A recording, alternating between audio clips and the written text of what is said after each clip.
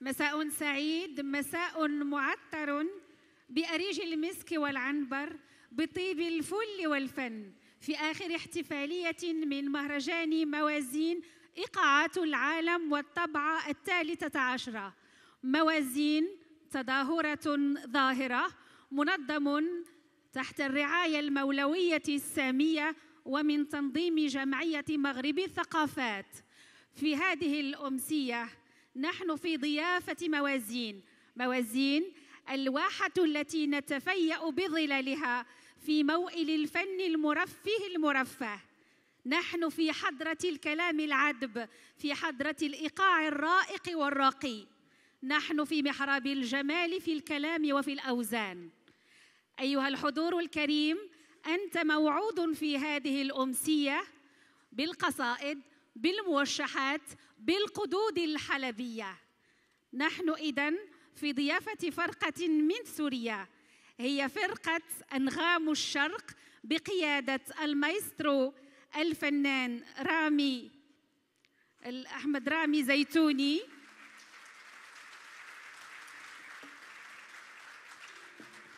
ومن غناء وطرب السوري الشقيق بدر رامي. أهلاً ومرحباً بكم.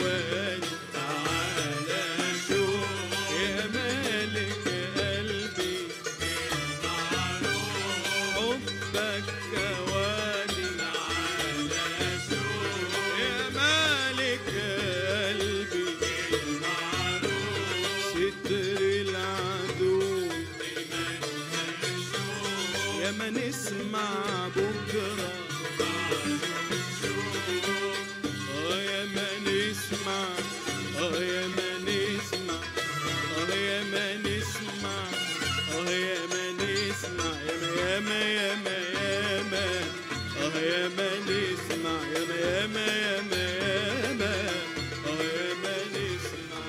وكما بعت له تراجي تراجي ولا اقبل رجايا، وكما بعت له تراجي ولا اقبل رجايا، عامل له وانا بميل له بسره ما قدرش يقول،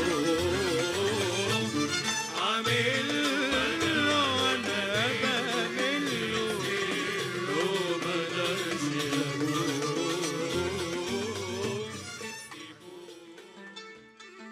تذللت حتى رق لي قلب حاسدي،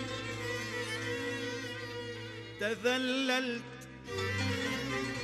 حتى رق لي قلب حاسدي، تذللت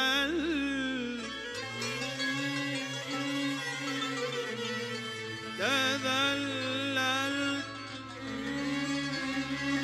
حتى رق لي قلب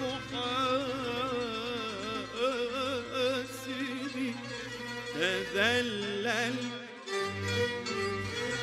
حتى رق لي قلب حاسدي، تذللت تذللت